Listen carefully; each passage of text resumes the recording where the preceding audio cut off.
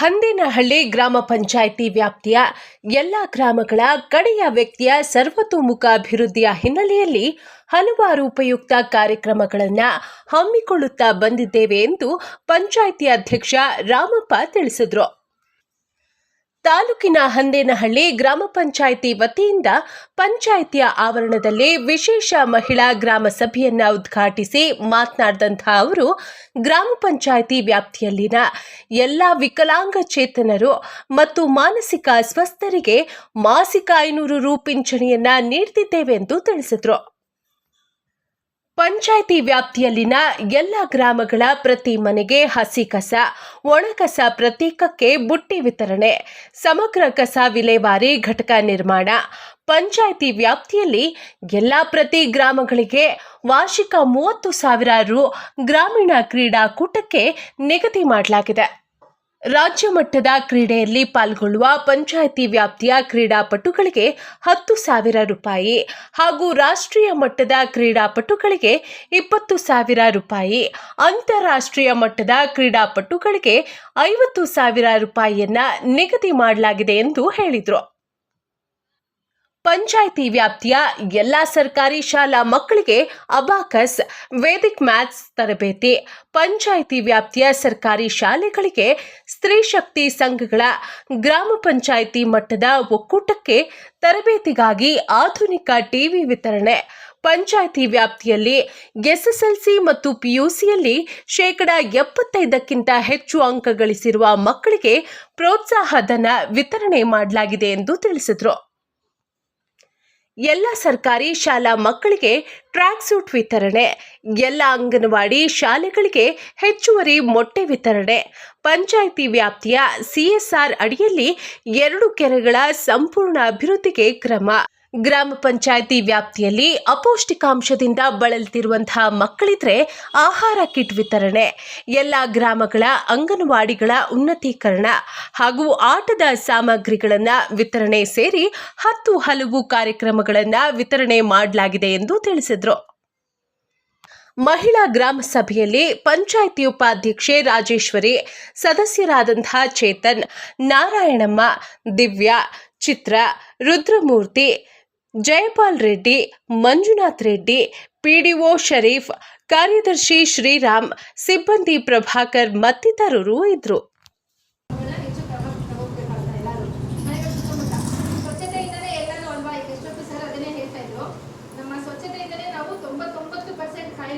ನಾವೇ ನಿವಾರಣೆ ಮಾಡ್ಕೋಬಹುದು. ಯಾವಾಗ ಅದರಲ್ಲಿ ನಮ್ಗೆ ಹೆಚ್ಚು ಕಡಿಮೆ ಆಗುತ್ತೆ ಅವಾಗಲೇ ಟೈಫಾಯ್ಡ್ ಇರ್ಬೋದು, ಡೆಂಗು ಇರ್ಬೋದು, ಚಿಕನ್ ಗುನಿಯಾ ಇರ್ಬೋದು, ಅತಿಸಾರ ಬೇದಿ ಇರ್ಬೋದು, ಇದೆಲ್ಲನೇ ಸ್ವಚ್ಛತೆ ಕೊರತೆಯಿಂದನೇ ಬರ್ತಕ್ಕಂಥ ಕಾಯಿಲೆ.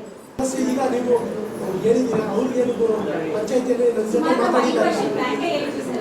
ಪಂಚಾಯತಿಯಲ್ಲಿ ನನ್ನ ಜೊತೆ ಮಾತಾಡಿದ್ರೆ ಅವ್ರು ನನಗೆ ಐಡಿಯಾ ಕೊಡ್ತಾ ಇದ್ದೆ ಮಾಡ್ಕೊಳ್ಳಿ ಅಂತ ಚರ್ಚೆ ಆಗಿದೆ.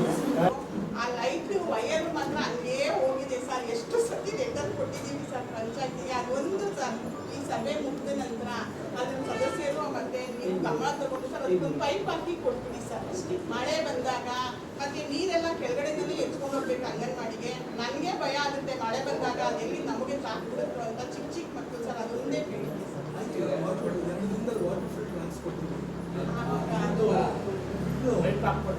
ಪೈಪ್ ಒಂದು ಹಾಕ್ಕೊಡಿ ಸರ್. ಈಗ ನಮ್ಮ ಇಲಾಖೆ ವತಿಯಿಂದ ಸಿಗುವಂಥ ಸೌಲಭ್ಯಗಳೆಲ್ಲ ಹೇಳ್ತೀನಿ ನಾನು. ಮೊದಲನೇದಾಗಿ ನಮ್ಮ ಅಂಗನವಾಡಿ ಕೇಂದ್ರ ಬೆಳಿಗ್ಗೆ 9:30 ರಿಂದ 4 ಗಂಟೆವರೆಗೂ ತೆರೆದಿರುತ್ತೆ. ಮತ್ತೆ ಯಾರು ಗರ್ಭಿಣಿ ಇರ್ತಾರೆ ಆ ಗರ್ಭಿಣಿಗೆ ಕೆಲವೊಂದು ಪ್ರೊಸೀಜರ್ ಇದ್ದಾರೆ. ಆಕೆ ಹತ್ರ ಆಧಾರ್ ಕಾರ್ಡ್ ಇರಬೇಕು. ಆಕೆ ಹತ್ರ ಆಧಾರ್ ಕಾರ್ಡು ಗಂಡಂದು ಮತ್ತೆ ಹೆಂಡತಿಗೂ ಆಧಾರ್ ಕಾರ್ಡ್ ಇದ್ರೆ ಮೊದಲನೇ ಸೌಲಭ್ಯ, ಮೊದಲನೇ ಗರ್ಭಿಣಿಗೆ PMF ಯೋಜನೆ ಅಂತಿದೆ. ಅದಕ್ಕೆ 5,000 ರೂಪಾಯಿ ಬರುತ್ತೆ. ಅದಕ್ಕೆ ಕೆಲವೊಂದು ದಾಖಲಾತಿಗಳು ಕಾರ್ಯಕರ್ತರಿಗೆ ಏನು ಹೇಳ್ತಾರೆ, ಏನು ಕೇಳಲ್ಲಮ್ಮ. ಆಧಾರ್ ಕಾರ್ಡ್ ಕೇಳ್ತಾರೆ, ರೇಷನ್ ಕಾರ್ಡ್ ಕೇಳ್ತಾರೆ, ಫೋಟೋ ಕೇಳ್ತಾರೆ. ಅವ್ರು ಏನು ದಾಖಲಾತಿ ಕೇಳ್ತಾರೆ ಅದನ್ನ ನೀವು ಅವ್ರಿಗೆ ಸಬ್ಮಿಟ್ ಮಾಡಿದ್ರೆ ಅವ್ರು ನಿಮ್ಮದನ್ನ ಇದರಲ್ಲಿ ತುಂಬಿಸ್ತೀವಿ ಸಾಫ್ಟ್ವೇರಲ್ಲಿ. ನಾಗರಿಕರು ಸಹ ವಿಮೆ ಸೌಲಭ್ಯನ ತೆಗೆದುಕೊಂಡು ಬರಬೇಕು ಅಂತ ಹೇಳಿ ಅದೇ ನಿಟ್ಟಿನಲ್ಲಿ ಸಹ 2ನೇ ಸಲ ಮತ್ತೆ ಇದನ್ನ ಮತ್ತೊಮ್ಮೆ ಎಲ್ಲರೂ ಸಹ ಮೀಟಿಂಗ್ ಮಾಡಿ ಸರ್ವೆಗಳನ್ನು ಮಾಡೋದ್ರ ಮೂಲಕವಾಗಿ ಆಲ್ರೆಡಿ 4 ಹಳ್ಳಿಗಳನ್ನ ಸರ್ವೆ ಮಾಡಿ ಮುಗಿಸಿದ್ದಾರೆ. ಸೊ ಇದು ತುಂಬಾನೇ ಖುಷಿ ವಿಚಾರ ಅಂತಾನೆ ಹೇಳಬೇಕು. ಸೊ ನಮ್ಮ ಗುರಿ ಏನು ಅಂತಂದ್ರೆ ಪ್ರತಿಯೊಬ್ಬರು ಸಹ ವಿಮೆಗಳನ್ನ ತೆಗೆದುಕೊಳ್ಬೇಕು. ಅದರ ಜೊತೆಗೆ ಏನಾದರೂ ಹೆಚ್ಚು ಕಮ್ಮಿ ಆಯಿತು ಅಂದ್ರೆ ಸೌಲಭ್ಯಗಳನ್ನ ಪಡ್ಕೋಬೇಕು ಅನ್ನೋಂಥದ್ದು ಗ್ರಾಮ ಪಂಚಾಯತಿ ಮುಖ್ಯ ಉದ್ದೇಶ. 100% ವಿಮೆ ಮುಕ್ತವಾಗಿ ಪಂಚಾಯತಿನ ಮಾಡಬೇಕು ಅಂತ ಇರೋದು. ಕಾಲೇಜಿಂದ ಮತ್ತೆ ಗ್ರಾಮ ಪಂಚಾಯತಿ ಆಶಾವರ್ಕರು, ಅಂಗನವಾಡಿಯವರು, ವಾಟರ್ಮೆನ್ನು ಇವರೆಲ್ಲ ಸೇರಿಕೊಂಡು ಸ್ತ್ರೀಶಕ್ತಿ ಸಂಘದ ಒಂದು ನಾಯಕರು ಎಲ್ಲ ಸೇರಿ 4 ಜನ ಸೇರಿಕೊಂಡು ಅವ್ರ ಜೊತೆಲಿ ಪ್ರತಿ ಗ್ರಾಮನು ಸಮೀಕ್ಷೆ ಮಾಡ್ತಾರೆ. ಆ ಸಮೀಕ್ಷೆ ಪ್ರಕಾರ ಇವಾಗ ಕೋಟದಲ್ಲಿ 4 ST, SC ಮಕ್ಕಳಿಗೆ 70% ಇದ್ರೆ OBC ಮಕ್ಕಳಿಗೆ 25% ಇರುತ್ತೆ. ಎಲ್ಲರಿಗೂ OBC ಮಕ್ಕಳಿಗೂ ಸ್ಕಾಲರ್ಶಿಪ್ ಸಿಗುತ್ತೆ, SC, ST ಮಕ್ಕಳಿಗೂ ಸ್ಕಾಲರ್ಶಿಪ್ ಸಿಗುತ್ತೆ. ಅದರಿಂದ 10ನೇ ತರಗತಿವರೆಗೂ ಸ್ಕಾಲರ್ಶಿಪ್. 10ನೇ ಕ್ಲಾಸ್ PUC ಪಾಸ್ ಆಗಿದ್ದಾರಲ್ವಾ, 60 ಅಬೋ ಆದವರಿಗೆ 7,000 ಸಿಗುತ್ತೆ, 70 ಅಬೋ ಆದವರಿಗೆ 15,000 ಸಿಗುತ್ತೆ, PUC ಅವರಿಗೆ 25,000 ಸಿಗುತ್ತೆ, ಡಿಗ್ರಿ ಅವರಿಗೆ 35,000 ಸಿಗುತ್ತೆ, ಮೆಡಿಕಲ್ಲು, ಇಂಜಿನಿಯರಿಂಗು ಎಲ್ಲ ಒಂದು ಫಸ್ಟ್ ಕ್ಲಾಸಲ್ಲಿ ಪಾಸ್ ಆದವರಿಗೆ ಸಿಗುತ್ತೆ. ಈಗ ನೆಕ್ಸ್ಟ್ ಮುಂದಿನ ತಿಂಗಳು ಆನ್ಲೈನಲ್ಲಿ ಅಪ್ಲೈ ಬಿಡ್ತಾರೆ. ಎಲ್ಲರೂ ಆನ್ಲೈನ್ ಅಪ್ಲೈ ಮಾಡಿಕೊಂಡು ಇದರ ಸೌಲಭ್ಯವನ್ನು ಉಪಯೋಗಿಸ್ಕೋಬೇಕು. ಅದನ್ನ ಸಾಮಾನ್ಯವಾಗಿ ಒಂದು ಚಿಕ್ಕ ವಿಷಯವಾಗಿ ತಿಳ್ಕೊಂಡು ಅದನ್ನ ಬಿಟ್ಬಿಟ್ರೆ ಅದು ದೊಡ್ಡ ಸಮಸ್ಯೆಯಾಗಿ ಪರಿಣಾಮಿಸಬಹುದು. ಕಸ ಅನ್ನೋದು ನಾವು ಚಿಕ್ಕ ವಿಷಯವಾಗಿ ತಿಳ್ಕೊಬಾರ್ದು. ಯಾವತ್ತೇ ಹೋಗ್ಲಿ ಕಸನ ಸರಿಯಾಗಿ ನಿರ್ವಹಣೆ ಮಾಡದಿದ್ದಲ್ಲಿ ಅದು ದೊಡ್ಡ ಸಮಸ್ಯೆಯಾಗಿ ಪರಿಣಾಮಿಸುತ್ತದೆ. ಕಸನ ಯಾರು ಉತ್ಪತ್ತಿ ಮಾಡ್ತೀವಿ? ನಾವೇ ಉತ್ಪತ್ತಿ ಮಾಡ್ತೀವಿ. ಕಸನ ನಾವೇ ನಮ್ಮ ಮನೆಯಲ್ಲಿ, ಅಂಗಡಿಗಳಲ್ಲಿ ಬೇರೆ ಬೇರೆ ರೀತಿಯಾಗಿ ಕಸನ ನಾವು ಉತ್ಪತ್ತಿ ಮಾಡ್ತೀವಿ. ಅದನ್ನ ಸರಿಯಾಗಿ ಬಳಕೆ ಅಂದ್ರೆ ವಿಂಗಡಿಸಿ ಕೊಡದೇ ಇದ್ರೆ ಮತ್ತೆ ಅದನ್ನ ನಾವು ಸರಿಯಾಗಿ ನಿರ್ವಹಣೆ ಮಾಡದೇ ಇದ್ರೆ ಅದು ದೊಡ್ಡ ಸಮಸ್ಯೆಯಾಗಿ ಪರಿಣಮಿಸುತ್ತದೆ.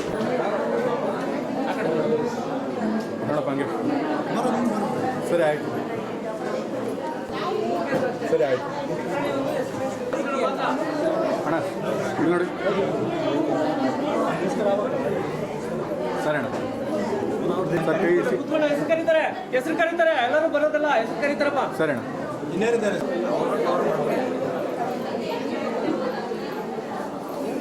ಆಯ್ತು ಮೇಡಮ್, ಇಲ್ಲಿ ನೋಡಿ. ಸರಿ ಅಣ್ಣ.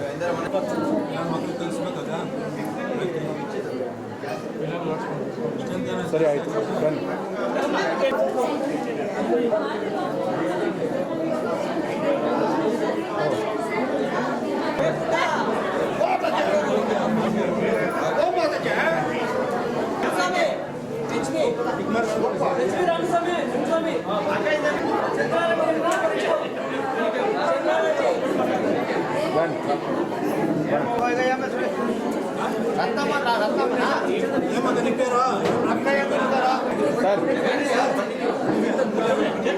ಸರ್ ಇಲ್ಲಿ ನೋಡ್ರಿ.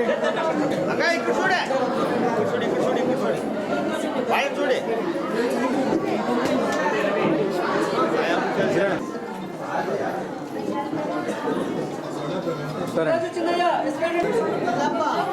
ಓಕೆ ಸರ್, ಆಯಿತು. ನಮಸ್ಕಾರ ಅಣ್ಣ, ಸಾಕು. ಸರಿ ಅಣ್ಣ, ಹಾಂ ಸೂಪರ್ ಬಂತಣ್ಣ. ಏನು ಆಯ್ತಣ್ಣ?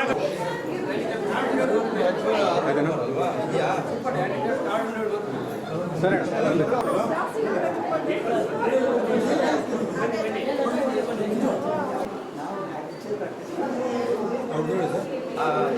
ಸರಿ ಅಣ್ಣ, ಸರಿ ಅಣ್ಣ.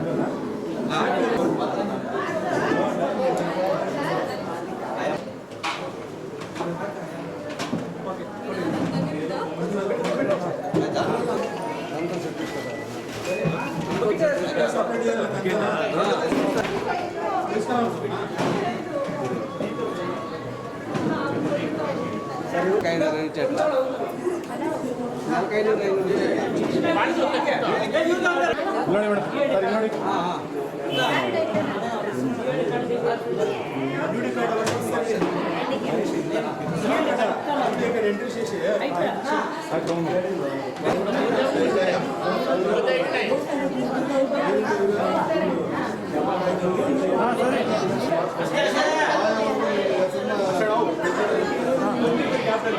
ಪಂಚಾಯತಿಯಲ್ಲಿ ಇವತ್ತು ಮಹಿಳಾ ಗ್ರಾಮ ಸಭೆ ಅಂತ ಮಾಡಿದ್ದೀರಿ. ನಮಗೆ ಇಷ್ಟೊಂದು ಜನಸಂಖ್ಯೆ ಸೇರಿ ಎಲ್ಲ ಹುಮ್ಮಸ್ಸಿನಿಂದ ಬಂದಿರೋದು ನಮ್ಮ 7 ಊರಿನ ಜನ ನಮಗೆ ಸಂತೋಷ ತಂದಿದೆ. ಎಲ್ಲ ಸದಸ್ಯರು, ಉಪಾಧ್ಯಕ್ಷರು, ಎಲ್ಲರೂ ನಮ್ಮ ಸಿಬ್ಬಂದಿ ವರ್ಗ, ನಮ್ಮ PDO ಸಾರು ಎಲ್ಲರೂ ಸೇರಿ ನಾವು ಅಚ್ಚುಕಟ್ಟಾಗಿ ಮಾಡಿದ್ದೀರಿ. ಚಿಕ್ಕದಾಗಾದರೂ ಸಚಿಟವಾಗಿ ಮಾಡಿದ್ದೀರಿ. ನಮ್ಮ ವಿಶೇಷ ಏನಪ್ಪ ಅಂದರೆ ನಮ್ಮ ಅಂದನಹಳ್ಳಿ ಗ್ರಾಮ ಪಂಚಾಯಿತಿಯಲ್ಲಿ ಈಗ ಅಂಗವಿಕಲರಿಗೆ 500 ರೂಪಾಯಿ ತಿಂಗಳಿಗೆ ವೇತನ ಕೊಡಬೇಕಂತ ನಿರ್ಧಾರ ಮಾಡಿದ್ದೀರಿ. ಇವತ್ತು ಅದೇ ಥರ ಅವ್ರ ಅಕೌಂಟಿಗೆ ಎಲ್ಲ ಬ್ಯಾಂಕಿಗೆ ದುಡ್ಡು ಹಾಕಿ ಇವತ್ತು ಅವ್ರಿಗೆ ಘೋಷಣೆ ಪತ್ರವನ್ನು ಕೊಟ್ಟಿದ್ದೀರಿ. ಅದೇ ಥರ ಹಸಿ ಕಸ ಒಣ ಕಸ ಬೇರೆ ಬೇರೆ ಮಾಡಿ ಇಂಗಡಿಸಿ ಮಾಡಬೇಕಂತ ಹೇಳಿ ನಾವು ಪಂಚಾಯಿತಿಯಲ್ಲಿ ಹೊಸದಾಗಿ ಫ್ಯಾಕ್ಟ್ರಿ ತಂದು ವಾರಗೊಂದು ಸಾರಿ ಓದ್ತಾಯಿತ್ತು. ಈಗ ನಾವು 2 ದಿವಸಕ್ಕೊಂದು ಸಾರಿ ಎಲ್ಲ ಹಳ್ಳಿಗೂ ಹೋಗಿ ಕಸ ಇಳುವರಿ ಮಾಡ್ತಾಯಿದ್ದೀರಿ.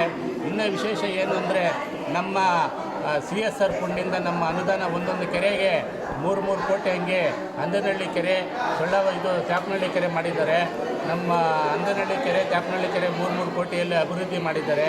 ನಮ್ಮ ಸೊಳ್ಳಾಪುರ ಕೆರೆ ಕೊಡ್ಕನಹಳ್ಳಿ ಕೆರೆ ಒಂದು 2 ಕೋಟಿಯಲ್ಲಿ ಅದು ಎಲ್ಲ ಅಭಿವೃದ್ಧಿ ಮಾಡಿದ್ದಾರೆ.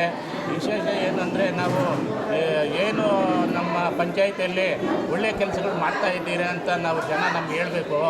ನಾವು ಎಲ್ಲ ರೀತಿಯಲ್ಲೂ ನಮ್ಮ ಪಂಚಾಯಿತಿಯಲ್ಲಿ ಎಲ್ಲ ಹಳ್ಳಿಗಳಿಗೂ ಹೋಗೋ ರಸ್ತೆಗಳೆಲ್ಲ ಗುಂಡಿಗಳಿತ್ತು. ಯಾವಾಗೂ ನಮ್ಮ ಸರ್ಕಾರದಿಂದ ಮಾಡ್ತಾಯಿದ್ರು, ಈ ಸಾರಿ ಮಾಡಲಿಲ್ಲ. ನಾವು ಪಂಚಾಯತಿಂದನೇ ಒಂದು 25 ಲಕ್ಷ ಆಗಿ ಎಲ್ಲ ಗುಂಡಿಗಳನ್ನು ಡಾಂಬರೀಕರಣ ಮಾಡಿದ್ದೀರಿ. ಎಲ್ಲ ಊರುಗಳಲ್ಲಿ ರಸ್ತೆಗಳು, ನಮ್ಮ ಸೊಳ್ಳಾಪುರದಲ್ಲಿ ರೇಷನ್ ಸೊಸೈಟಿ ಇರಲಿಲ್ಲ, ರೇಷನ್ ಸೊಸೈಟಿ ಶ್ರೀಶಕ್ತಿ ವರ್ಗ ಒಂದು ಬಿಲ್ಡಿಂಗು, ರೇಷನ್ ಸೊಸೈಟಿಗೆ ಒಂದು ಬಿಲ್ಡಿಂಗ್ ಮಾಡಿದ್ದೀರಿ. ನಮ್ಮ ಅಂಗನವಾಡಿಗಳು ಅಂಗನವಾಡಿನಲ್ಲಿ ಅಂಗನವಾಡಿ ಇರಲಿಲ್ಲ, ಅಂಗನವಾಡಿ ಮಾಡಿಸಿದ್ದೀರಿ. ಅದು ಕಟ್ಟಡ ಎಲ್ಲ ಶಿಥಿಲವಾಗಿತ್ತು, ಹೊಸದಾಗಿ ಮಾಡಿಸಿದ್ದೀರಿ. ನಮ್ಮ ಸುಲ್ತಾನ್ ಪಾಳ್ಯದಲ್ಲಿ ಎಲ್ಲ ಹಳ್ಳಿನಲ್ಲೂ ಶುದ್ಧ ನೀರಿನ ಘಟಕ ಇತ್ತು. ಈಗ ನಾವು ಸುಲ್ತಾನ್ ಪಾಳ್ಯದಲ್ಲಿ ಹೊಸದಲ್ಲಿ ಗ್ರಾಮ ಪಂಚಾಯತಿಂದನೇ ಶುದ್ಧ ನೀರಿನ ಘಟಕ ಇದ್ದೀರಿ. ನಮ್ಮ ಮಹಿಳೆಯರೆಲ್ಲನೂ ಸ್ತ್ರೀಶಕ್ತಿ ಸಂಘಗಳು ನಾವು ಎಲ್ಲನೂ ರೋಡ್ಗಳಲ್ಲಿ ಮಾಡಬೇಕು, ದೇವಸ್ಥಾನಗಳ ಹತ್ರ ಮಾಡಬೇಕಂತ ಇದ್ದಾರೆ. ನಾವು ಮೊದಲನೇ ಬಾರಿಗೆ ನಮ್ಮ ಸೊಳ್ಳಾಪುರದಲ್ಲಿ ಸ್ತ್ರೀಶಕ್ತಿ ಸಂಘಕ್ಕೆ ಒಂದು ಬಿಲ್ಡಿಂಗ್ ಕಟ್ಟಿಕೊಟ್ಟಿದ್ದೀರಿ. ಅದೇ ಥರ ಎಲ್ಲ ಹಳ್ಳಿಗಳಿಗೂ ನಾವು 7 ಹಳ್ಳಿಗೂ ಮಾಡಿಸ್ಬೇಕಂತ ನಾವು ಸದಸ್ಯರು, ನಮ್ಮ ಡಿಪಾರ್ಟ್ಮೆಂಟು, ನಮ್ಮ PDO ಸಾರು, ಸಿಬ್ಬಂದಿ ವರ್ಗ, ಉಪಾಧ್ಯಕ್ಷರೆಲ್ಲ ಮಾತಾಡಿದ್ದೀರಿ. ಮುಂದಿನ ದಿನಗಳಲ್ಲಿ ನಾವು ಎಲ್ಲ ಊರುಗಳೂ ನಾವು ಸ್ತ್ರೀಶಕ್ತಿ ಸಂಘಗಳನ್ನು ಕಟ್ಟಿಕೊಡ್ಬೇಕಂತ ನಾವು ನಿರ್ಧಾರ ಮಾಡಿದ್ದೀವಿ. ನಮ್ಮ ಕೆರೆ ಅಭಿವೃದ್ಧಿಗಳು 4 ಕೆರೆ ಆಗಿದೆ. ಈಗ ಬಿತ್ತನಹಳ್ಳಿ ಕೆರೆ, ಮೇನಹಳ್ಳಿ ಕೆರೆ ಮಾಡಬೇಕಂತ ಹೇಳಿದ್ದೀರಿ. ಅವರು GPR ಮಾಡಿದ್ದಾರೆ.